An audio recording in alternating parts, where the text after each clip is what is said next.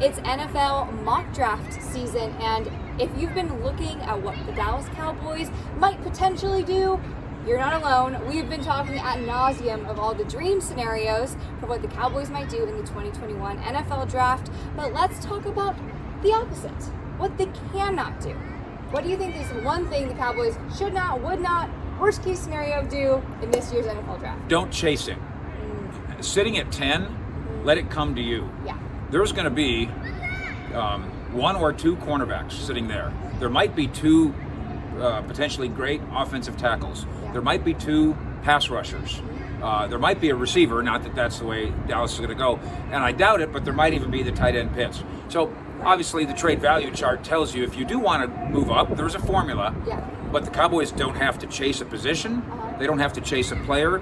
It's going to fall. This is the reward for being 6 and 10. Yep. Sit there and let it fall right in your lap. Yeah, and at that number 10 selection, we've talked a lot about Alabama cornerback Patrick Surtain. If he's there, it seems like he could be perfect for the picking for the Cowboys with the need that they have in secondary. We think that here in this building, we're at the Star, obviously, we think that the Cowboys think that the Alabama cornerback is better than J.C. Horn. That's what we think at this particular stage. It's too bad that Caleb Farley isn't in that conversation, because if not for his back issue, which might end up being okay, he might have been the top dog of all of them. Maybe he'll be hanging around later in the draft. Right. Later in the first, at some point in the second. Of course, the Cowboys have pick 44.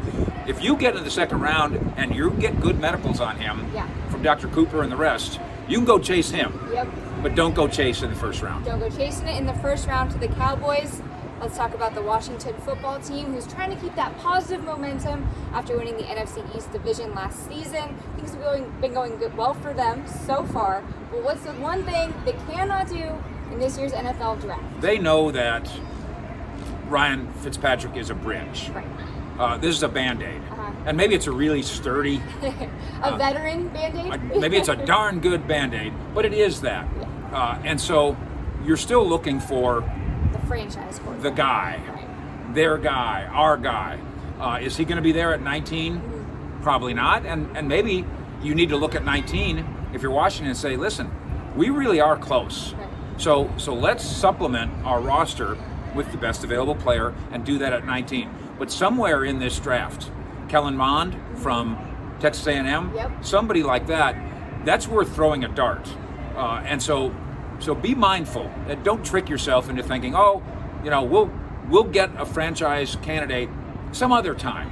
If one's sitting there for you now, don't make the mistake of skipping him. Yeah, you can't skip a franchise player when they're right there.